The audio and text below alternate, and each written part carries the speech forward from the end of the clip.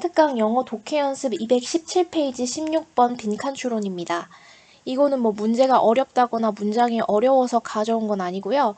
이 글이 다루고 있는 주제인 트라우마가 심리학에서도 비교적 최신 연구 분야이고 또 이전에는 우리가 관찰을 통해서 가정하고 있던 그런 것들이 펫스캔이 발달함에 따라서 물리적으로 우리 뇌에 변화가 생긴다는 것이 증명되면서 그게 너무 재밌고 그리고 앞으로도 계속 힙할 것 같아서 가져와 봤습니다. 자, Diaz and Ressler conducted an experiment with mice where they trained male mice to be afraid of the scent of cherry blossoms. 디아즈와 레슬러라는 연구자들은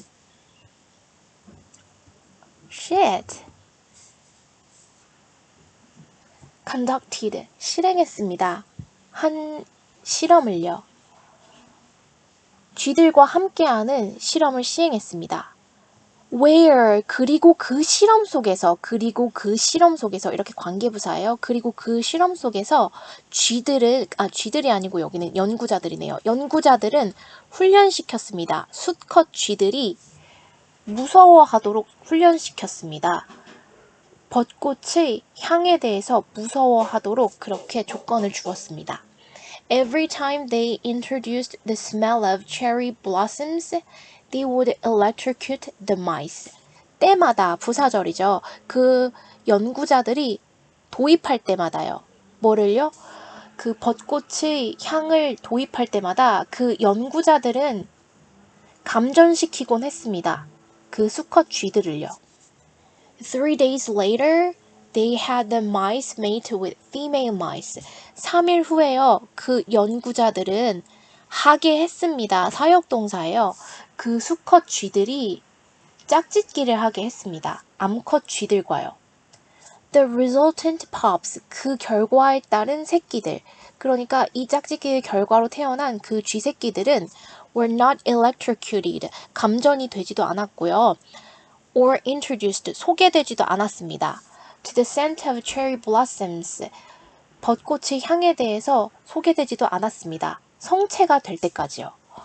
When they eventually introduced the offspring to the scent of cherry blossoms, 연구자들이 마침내 소개시켰을 때요.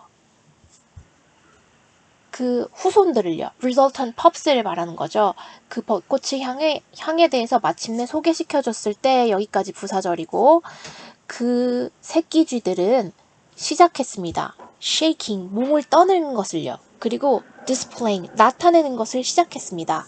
Other symptoms of anxiety, 불안의 다른 증상들을 나타내기를 시작했습니다. 그 아버지가 그런 일을 겪었는데 그에 의해서 태어난 자식들은 그런 일을 겪어본 적이 없음에도 불구하고 벚꽃 냄새만 맡으면 막 몸소리를 쳤대요.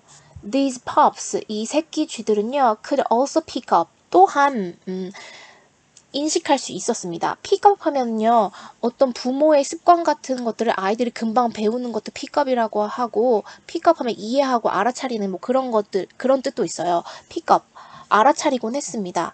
그 미묘한 흔적을요. 벚꽃 냄새, 공중의 벚꽃 냄새의 미묘한 흔적을 알아차리곤 했습니다. 그리고 얘는 앞문장 전체를 받는 그런 관계대명사절이죠.